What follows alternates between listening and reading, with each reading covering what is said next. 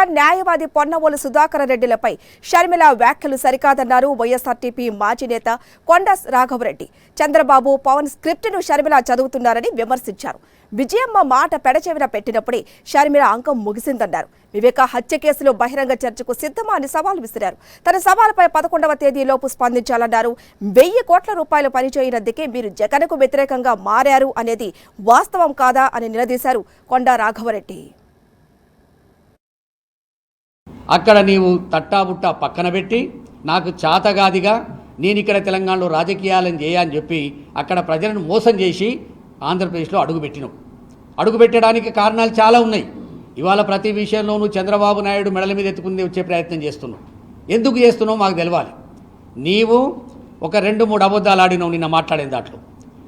YS Rajasekhara Reddy గారంట YS Jaganmohan Reddy గారి పెళ్లికి, YS Murusupalli Sharmila గారి పెళ్లికి చంద్రబాబు నాయుడు ఇంటికి పోయి పత్రిక ఇచ్చిండంట. ఇంత పచ్చి అబద్ధాలు చూడండి. వైఎస్ జగన్మోహన్ రెడ్డి గారి పెళ్లి 1,00,000 మందితోటి పులివెందుల పెళ్లి చేసిండు ఆయన. చంద్రబాబు నాయుడుకు కాడియలే, చంద్రబాబు నాయుడు రాలే. అబద్ధాలు వద్దు. ఆ రోజు చంద్రబాబు నాయుడు పత్రిక ఇచ్చిన పద్ధతిగానంట ఈమె పోయి 24 గంటలు జగన్మోహన్ రెడ్డి గారి మీద, రాజశేఖర రెడ్డి గారి కుటుంబం మీద అవాక్కులు చెవాకులు వేలేటటువంటి ఈ నరరూప రాక్షసుడు రారా చంద్రబాబు నాయుడు ఇంటికి పసుపు రంగు చీర కట్టుకొని 2 గంటలు కూర్చొని పత్రిక ఇచ్చి వచ్చినావు. ప్రతి ఒక్కరికి అనుమానం వస్తుంది. అండ్లకెళ్ళి బయటకు వచ్చిన క్షణం నుంచి నువ్వు జగన్మోహన్ రెడ్డి గారిని తిట్టడం స్టార్ట్ చేసినావు. జగన్మోహన్ రెడ్డి గారి ప్రభుత్వాన్ని తిట్టడం స్టార్ట్ చేసినావు. జగన్మోహన్ రెడ్డి గారి మీద ఒంటికాల మీద లేవడం స్టార్ట్ చేసినావు. అక్కడ నీకు ఏమో ఒక బేరం కుదిరింది కనుక నువ్వు అట్లా చేస్తున్నావు. ఇది యావత్తు ఆంధ్రప్రదేశ్ ప్రజలకు తెలుసు. ఎవరిని అడిగినా చెప్తారు. షర్మిలమ్మ చంద్రబాబు నాయుడు దగ్గరికి పోయి బేరం కుదిరించుకొని ఈ చచ్చిపోయిన కాంగ్రెస్కు పీసీసీ ప్రెసిడెంట్ అయి జగన్మోహన్ రెడ్డి గారి ప్రభుత్వం చేసిన వాటన్నిటిని తప్పులను చెప్పేయడానికి చంద్రబాబు నాయుడు ఆడుతున్న పాచికలలో మురుసుపల్లి షర్మిల పాచికయింది. ఇది ప్రజలకందరికీ తెలుసు. జగన్మోహన్ రెడ్డి గారు కూడా చెప్పిను. దానికి నువ్వేమంటున్నావు? అద్దం చూపెడతావా నువ్వు జగన్మోహన్ రెడ్డి గారికి? మొదలు నీ అద్దం ఇంటికి తీసుకుపోయి నీకున్నటువంటి మేకప్ తీసేసి నువ్వు ముఖంలో చూసుకో. అప్పుడు నీకేం కనబడుతుందో. ఆంధ్రలో ఏం మాట్లాడినావు, తెలంగాణలో ఏం మాట్లాడినావు, ఇప్పుడేం మాట్లాడుతున్నావు, పొద్దునేం మాట్లాడతావు, నువ్వు సోనియా గాంధీతో కలిసిన రోజు ఏం మాట్లాడినావు, రాహుల్ గాంధీతో కలిసిన రోజు ఏం మాట్లాడినావు. నీకు నేను ఛాలెంజ్ చేస్తూ ఉన్నా. మురుసుపల్లి షర్మిలగా నేను వేసిన ప్రశ్నలకు నువ్వు స్పందించు. నీవు, నీ చెల్లె నర్రెడ్డి సునీత వివేకానందరెడ్డి గారి కేసులో మీరు ఛార్జ్షీట్ తీసుకొని రండి. ఎవరి దగ్గరికి మనం పోవాల్సిన అవసరం లేదు. టోటల్ ఛార్జ్షీట్ నేను డౌన్లోడ్ చేసి పెట్టుకున్నా. ఆ ఛార్జ్షీట్లో ఉన్నటువంటి వాటి మీదనే మనం మాట్లాడదాం.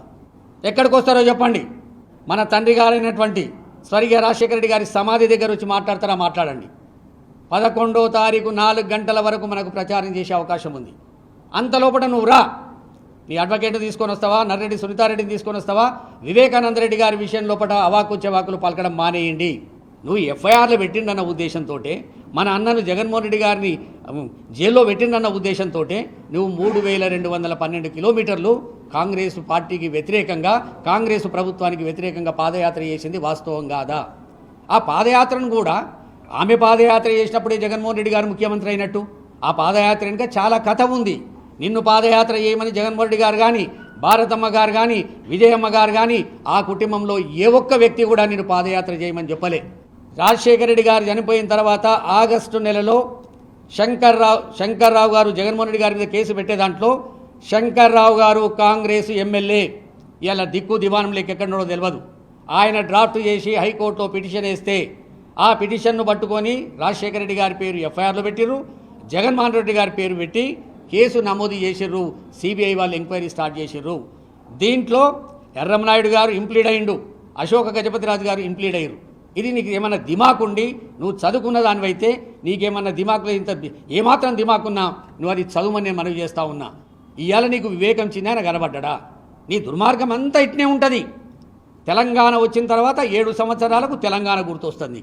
తెలంగాణ రాజశేఖర రెడ్డి గారి సంక్షేమ పాలన లేదంటావు. ఆంధ్రప్రదేశ్లో 10 సంవత్సరాల తర్వాత ఇక్కడ రాజశేఖర సంక్షేమ పాలన 10 సంవత్సరాల గుర్తొస్తుంది.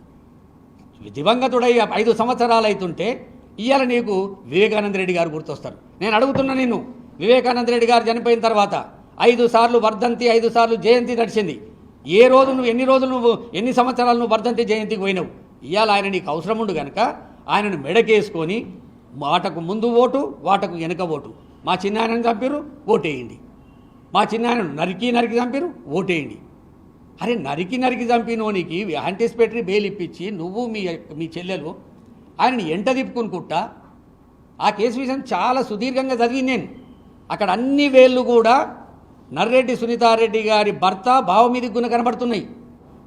నీ భర్త దగ్గర ఉన్నటువంటి స్నేహితులు ఆయన 2019లో ముఖ్యమంత్రి అయిన 6 నెలల లోపట ఆయన మీరు ఖచ్చితంగా చేయాలి, నేను పాదయాత్ర చేసినా నా వల్లనే మీరు ముఖ్యమంత్రి అని చెప్పి దబావు తేవడానికి ప్రయత్నం చేసిన మాట వాస్తవమా కాదా? ఆ 1000 కోట్ల తప్పుడు పని జగన్మోహన్ రెడ్డి గారు చేయనని చెప్తే నీవు నీ భర్త ఎంబడి ఉన్నటువంటి పార్ట్నర్లు ఒక ముఠాగా మారి, ఒక దొంగలకు ముఠాగా మారి మీరు జగన్మోహన్ రెడ్డి గారి వ్యతిరేకంగా ఇటువంటి బ్లాక్మెయిల్ పనిచేస్తున్నటువంటి వాట వాస్తవమా కాదా? వీటికి జవాబు చెప్పు. నీవు ఈ చచ్చిపోయిన కాంగ్రెస్కు అధ్యక్ష పదవి తీసుకోవడానికి డీకే శివకుమార్, రేవంత్ రెడ్డి, చంద్రబాబు నాయుడు వీళ్ళు ముగ్గురు కలిసి నిన్ను ఇక్కడ అధ్యక్షురాలు చేసి జగన్మోహన్ రెడ్డి గారిని ఎదుర్కోలేక శిఖండి రాజకీయాలు చేస్తున్నటువంటి చంద్రబాబు నాయుడు చేతిలో నువ్వు కీలుబొమ్మైనవా కాలేదా మాకు చెప్పు. నువ్వు అది చెప్పకుండా ఒక అద్దం తీసుకొచ్చి తమాషా చేస్తుంది. నేను క్లియర్గా చెప్తున్నా మున్సిపల్ శర్మ గారు, రేపు 13 మే తర్వాత నీ బతుకు బజార్ పాలవుతుంది. 4 జూన్ తర్వాత నువ్వు హైదరాబాద్ ఇచ్చిపెట్టి అమెరికా పారిపోయేటటువంటి పరిస్థితి వస్తుంది. తస్మా జాగ్రత్త. ఇప్పటికున్న నోరు జాగ్రత్తగా మాట్లాడు. మా నమ్మకం నువ్వే జగన్, మా నమ్మకం నువ్వే జగన్, మా నమ్మకం నువ్వే జగన్. నమ్మకం నువ్వే జగన్, నమ్మకం నిన్నే జగన్.